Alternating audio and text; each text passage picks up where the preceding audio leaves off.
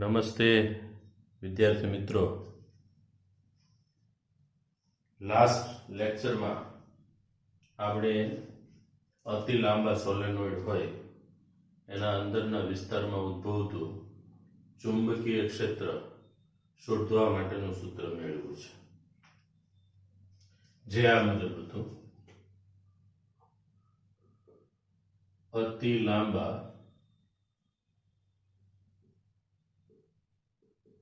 Solenoid ના અંદરના વિસ્તારમાં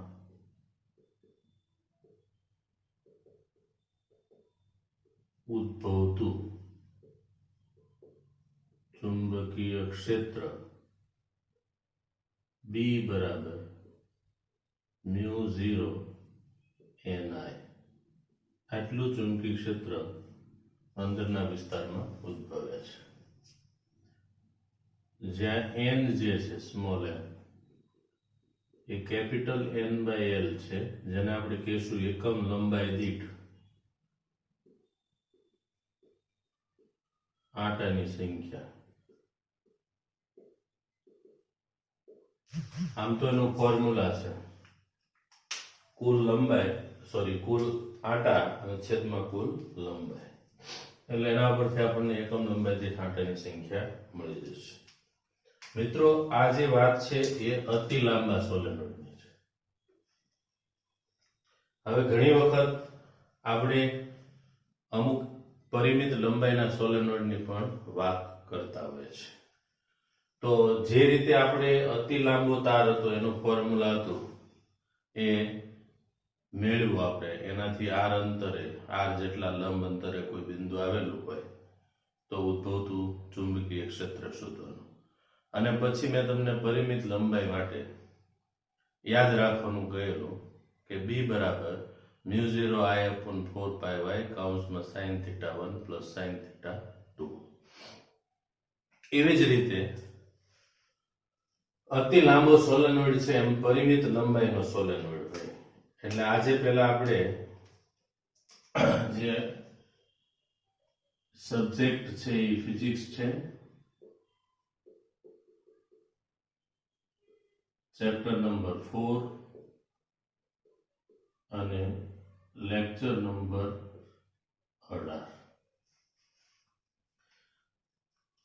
18માં લેક્ચરની અંદર આપણે જે સૂત્ર તારવવાનું નથી, પણ હું તમને અહીંયા મેળવી આપું છું ને થોડી એની સમજ પણ આપું છું.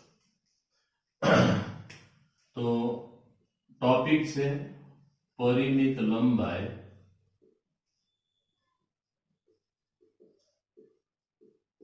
ના સોલેનોઇડમાં અંદરના વિસ્તારમાં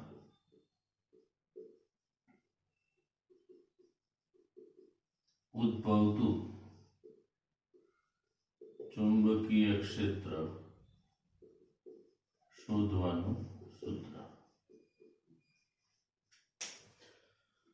હવે પરિમિત લંબાઈનો સોલેનોઇડ, અતિ લાંબો સોલેનોઇડ કોને કહેવું? તો મેં તમને ત્યારે કીધેલું કે કોઈ સોલેનોઇડ હોય એમાં આ એની અક્ષ કહેવાય, આ કેન્દ્ર છે એનું, અને આ એની ત્રિજ્યા કહેવાય, અને આ એની લેન્થ છે. L એ R કરતા ખૂબ મોટો હોય તો અતિ લાંબો સોલેનોઇડ કહેવાય.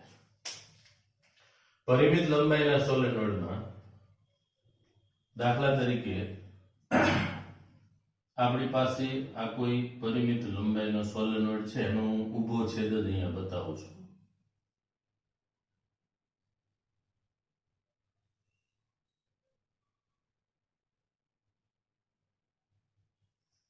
અથવા સીધું આ રીતે તમે દોરશો તો પણ ચાલશે.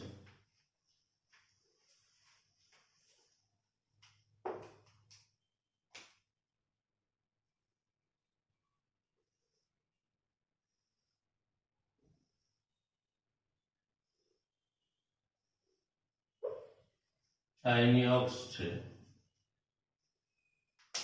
અને આ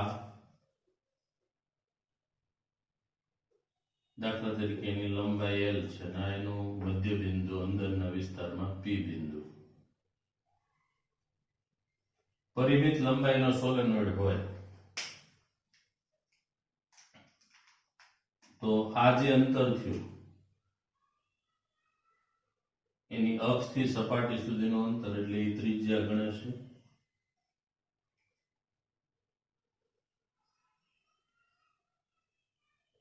જે તમને ખ્યાલ હશે R જેટલું હોય. આ સોલેનોઇડનો આ બાજુનો છેડો અને આ બાજુનો છેડો છે એને હું જોડી દઉં છું P બિંદુ સાથે.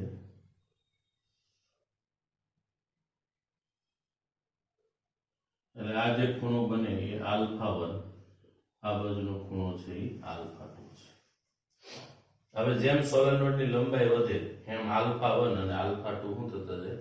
વધતા જશે. એટલે આ છે પરિમિત લંબાઈનો સોલેનોઇડ છે કે જેમાં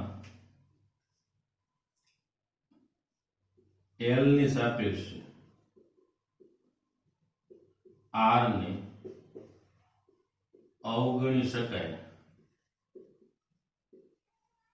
તેમ ન હોય તેવા સોલેનોઇડને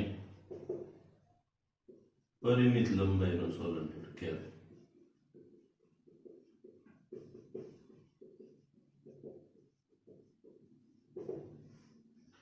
આવા સોલેનોઇડના અંદરના વિસ્તારમાં ઉદ્ભવતું ચુંબકીય ક્ષેત્ર શોધવા માટેનું ફોર્મ્યુલા B બરાબર μ0ni/2 કૌંસમાં sin α1 પ્લસ sin α2.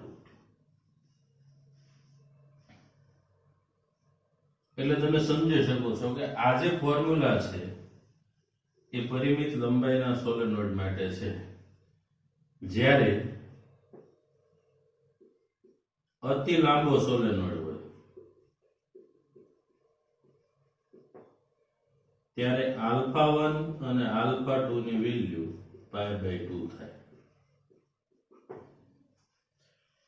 π/2 થાય એટલે sin π/2 sin π/2 એટલે 1 પ્લસ 1 2 કેન્સલ થઈ જાય.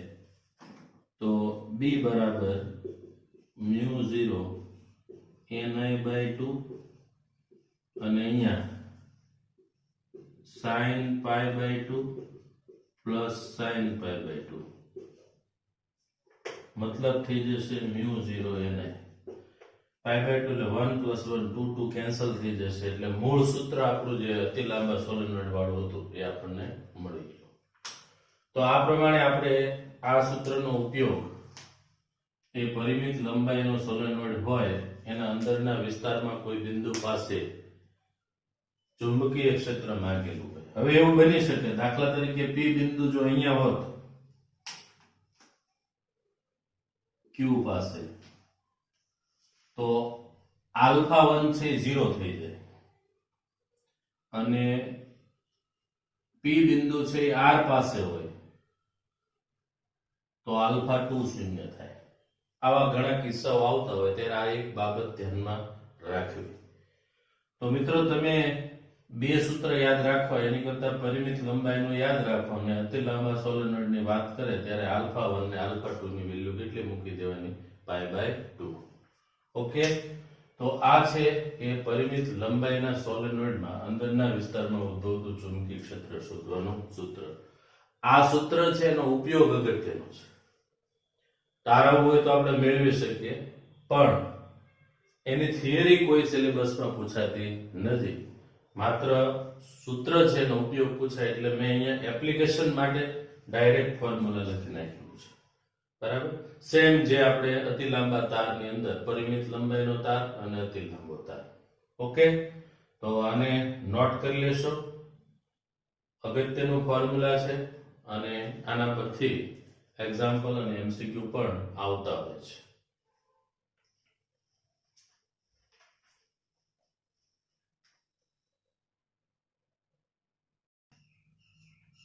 ટોરોઇડ શું છે? તો ટોરોઇડ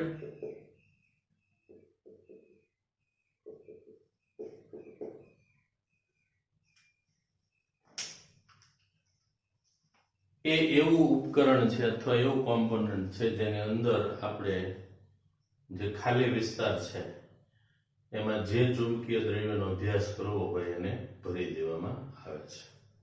તમે જે સોલેનોઇડ ભણી ગયા એ સોલેનોઇડ છે એના બે છેડા ભેગા કરી દેવાના તો જે રચના બને છે ને એને ટોરોઇડ કહેવાય. ટોરોઇડની હું અહીંયા આકૃતિ દોરું છું. આપણે જે પાણીનો પાઇપ આવે એનો ટુકડો તમે એના બે છેડા ભેગા કરી દો એટલે જે આખી રચના બને છે એને ટોરોઇડ કહેવાય.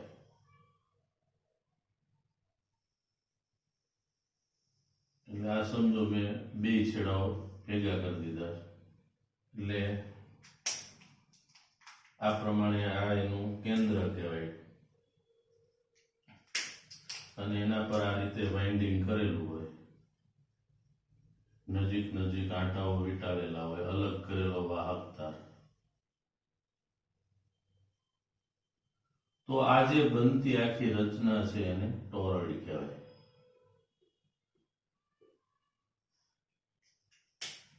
ટોરોઇડ છે એની આ અક્ષ છે.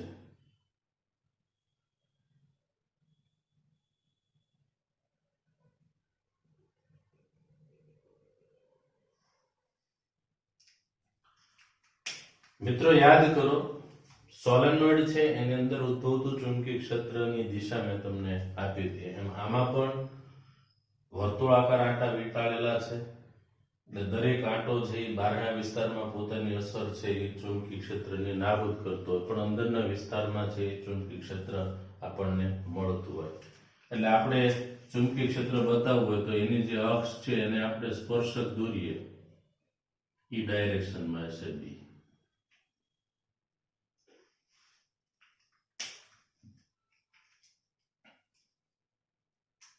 એટલે અહીંયા અંદરના વિસ્તારમાં ઉદ્ભવતું ચુંબકીય ક્ષેત્ર કેટલું છે એ શોધવું હોય તો હું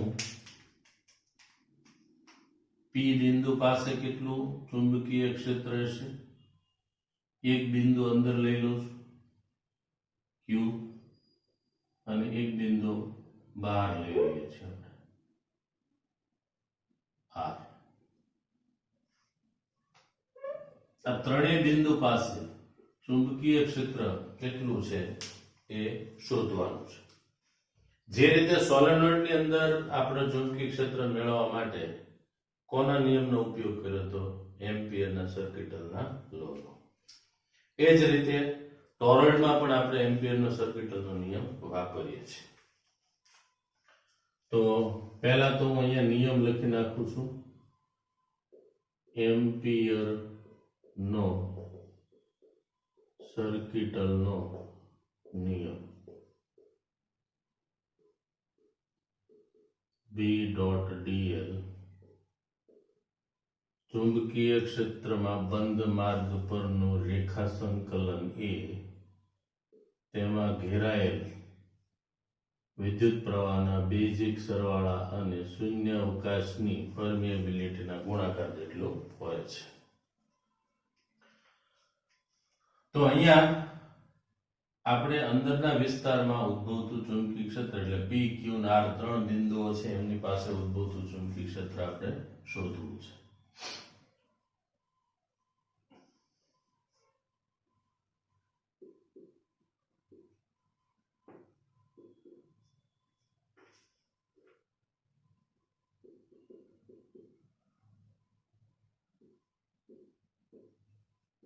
અંદરના વિસ્તારમાં આવેલ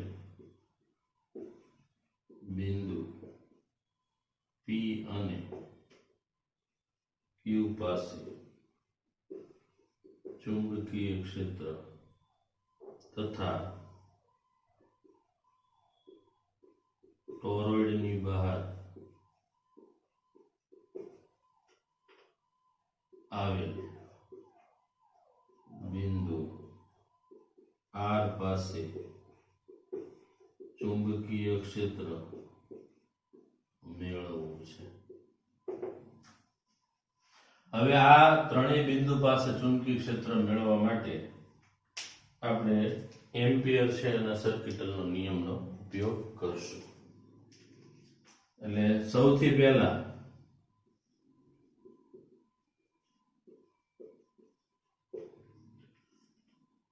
પી બિંદુ પાસે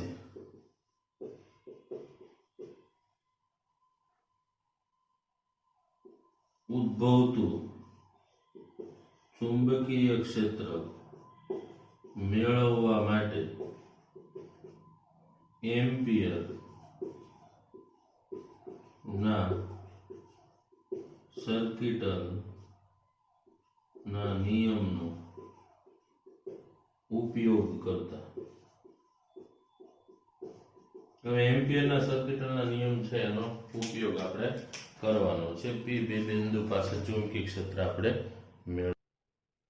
પી બિંદુ પાસે તમારે ચુંબકીય ક્ષેત્ર મેળવવું છે તો એમ્પિયરનો સર્કિટલનો નિયમ છે એ આપણે લાગુ કરીએ. આ જે નિયમ છે એ આપણી માટે અત્યારે એનો ઉપયોગ કરીને આપણે બી મેળવવાનું છે. એટલે આમ તો આ જે નિયમ છે એ બી મેળવવા માટે છે.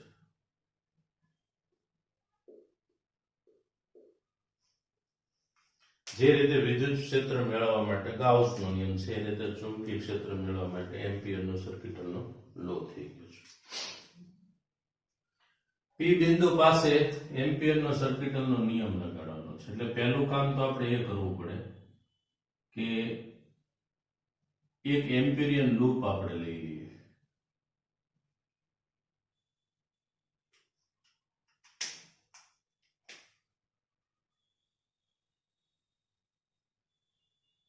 હવે લૂપ છે એ ગમે તે પ્રકારની લઈ શકાય. એટલે આ એક R1 ત્રિજ્યાની એમ્પિરિયન લૂપ લીધી છે.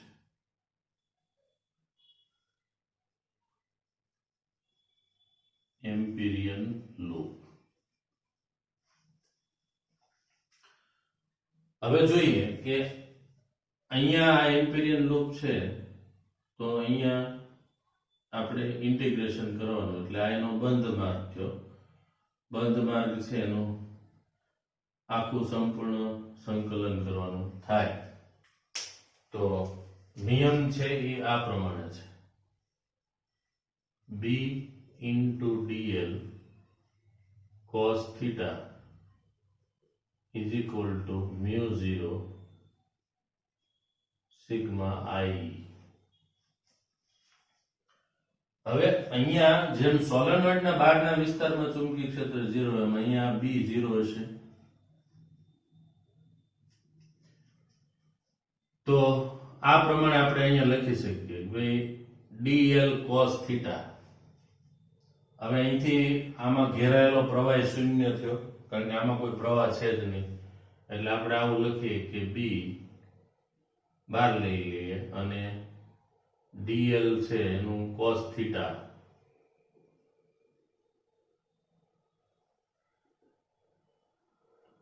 ઘેરાયેલો પ્રવાહ 0 થઈ ગયો કારણ કે આ લૂપની અંદર કોઈ પ્રવાહ છે નહીં.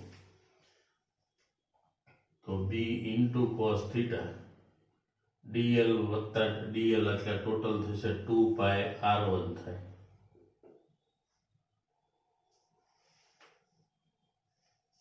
પરિઘ છે ને એની લંબાઈ ઇઝ ઇક્વલ ટુ 0 થયું એટલે b બરાબર 0 થઈ ગયું. હવે આપણે બીજું બિંદુ Q પાસે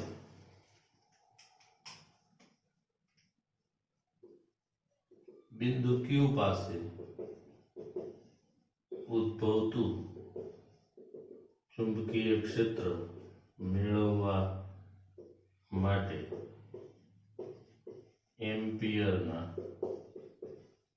સર્કિટલના નિયમનો ઉપયોગ કરતા.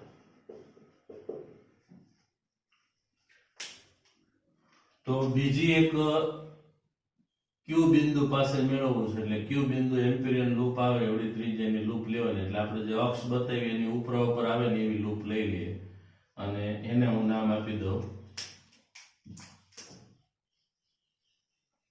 આર.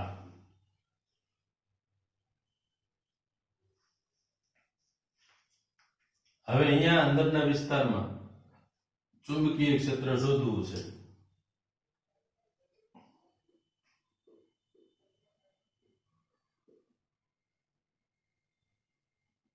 તો એમ્પિયરના સર્કિટલના નિયમનો ઉપયોગ કરી નાખીએ. આમાં ઘેરાયેલો પ્રવાહ છે.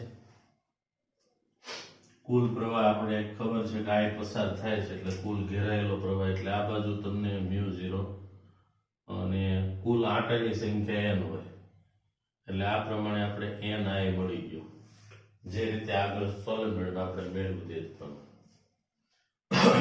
અહીંયા શું થશે તો કે આ બંધ માર્ગ થયો, આ ડોટ લાઈન જે છે એની અક્ષય ગણેની લૂપની ગતિમાર્ગે થયો, મતલબ કે આ એમ્પિરિયન લૂપ છે બરાબર, એમાં નાનો ખંડ લઈ લ્યો. તો નાનો ખંડ આપણે લઈએ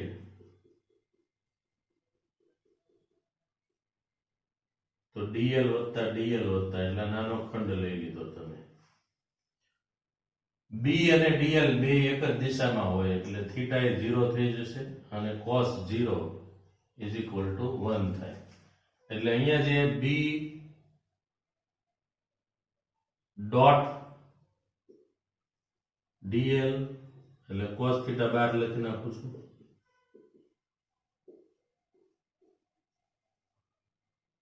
ને cos ની વેલ્યુ 1 થશે એટલે કૌંસમાં 1 થયું.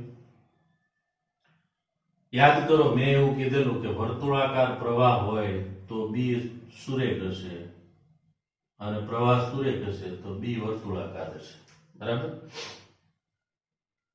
dl વત્તા dl એટલે એની જે ત્રિજ્યા થઈ એ 2πr થઈ, સોરી r ત્રિજ્યાની એમ્પિરિયન લૂપ છે એટલે એનો પરિઘ કેટલો થાય 2πr થાય. અને આંટાની સંખ્યા છે કુલ n છે બરાબર, એટલે એક આંટામાંથી આ પ્રવાહ જતો હોય તો કુલ n આંટામાંથી કેટલો જશે ni બરાબર. તો અહીંયા લખાશે μ0 ni. b બરાબર μ0 ni upon 2πr થયું. તો આ સૂત્ર જે મળ્યું એ ટોરોઇડના અંદરના વિસ્તારમાં ઉદ્ભવતું ચુંબકીય ક્ષેત્ર શોધવા માટેનું છે. હવે ઘણી વખત આ સૂત્ર પણ ઉપયોગમાં લેવામાં આવતું હોય, b બરાબર μ0 ni. પણ એટલું યાદ રાખજો કે જ્યારે ટોરોઇડની વાત આવે ત્યારે સ્મોલ n છે એ આ પ્રમાણે લખવાનું, એકમ પરિઘ દીઠ આંટાની સંખ્યા.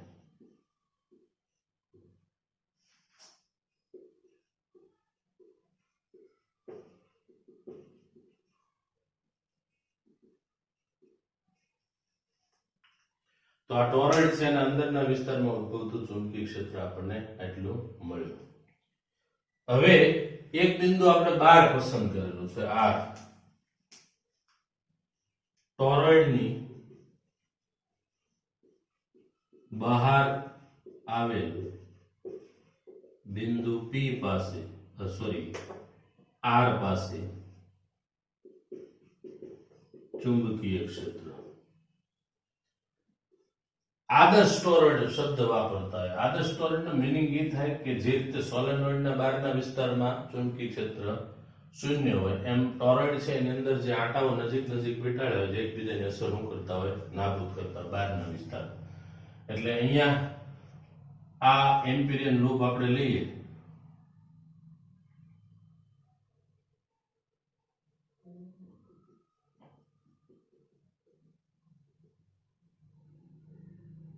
જેની ત્રિજ્યા r2 છે. તો એમ્પિયરનો સર્કિટલનો લો વાપરશો એટલે આ r બિંદુ છે એમ્પિરિયન લૂપ ની ઉપર આવેલું બિંદુ છે એટલે અહીંયા થશે b ડોટ dl સદિશ is equal to μ0 sigma i. બહારના વિસ્તારમાં નજીકના આંટાઓ એકબીજાની અસર નાબૂદ કરતા હોય એટલે અહીં સીધું તમે મૂકીએ તો b 0 થવાનું છે. b શું થશે 0 બરાબર. તો આ રીતે ટોરોઇડ છે એની વચ્ચે એટલે આ અંદર વચ્ચેનો ભાગ છે એમાં B0 હોય, બારે B0 હોય છે. માત્ર ટોરોઇડના અંદરના વિસ્તારમાં ચુંબકીય ક્ષેત્ર હોય છે હાજર. બરાબર? એટલે આદર્શ ટોરેડો એવો શબ્દ વાપર્યો તો સમજી જવાનું કે બહારના વિસ્તારમાં ચુંબકીય ક્ષેત્ર છે એ 0 છે. ઘણીવાર આદર્શ ટોરેડ શબ્દ ન હોય તો એવા સમયે બહારના વિસ્તારમાં ચુંબકીય ક્ષેત્ર અમુક પ્રમાણમાં, બહુ ઓછા પ્રમાણમાં ઉદ્ભવતું હોય છે. પણ બને ત્યાં સુધી તમને જે લેવલના એક્ઝામ્પલ અથવા જે થિયરી રિલેટેડ કોઈ MCQ પૂછાતા હોય તો એમાં આદર્શ ટોરોઇડની જ વાત હોય છે. એટલે આ સૂત્ર છે એ મિત્રો યાદ રાખી લેજો. આમ તો સોલેનોઇડ નું તમને યાદ હશે તો સ્મોલ n ની જગ્યાએ કેપિટલ N/2πr મૂકી દો એટલે તમને ટોરોઇડ નું સૂત્ર મળી જાય. તો આપણે શોધી કાઢ્યું ટોરોઇડ છે એના અંદરના વિસ્તારમાં ઉદ્ભવતું ચુંબકીય ક્ષેત્ર B બરાબર μ0 Ni/2πr થયું. કેપિટલ N/2πr એટલે કુલ આંટા છેદમાં કુલ પરિઘ થયું. એટલે એકમ લંબાઈ દીઠ આંટાની સંખ્યા તો એવી જ રીતે એકમ પરિઘ દીઠ આંટાની સંખ્યા. ઓકે, તો આને પણ નોટ કરી દેજો. અને થિયરી અગત્યની છે, 2 વખત ફરજિયાતપણે હોમવર્કમાં લખવાની છે. અને આને રિલેટેડ આપણે નેક્સ્ટ લેક્ચરની અંદર MCQ ને એક્ઝામ્પલ પણ સોલ્વ કરશું. ફરી મળશું next time. Okay, thank you.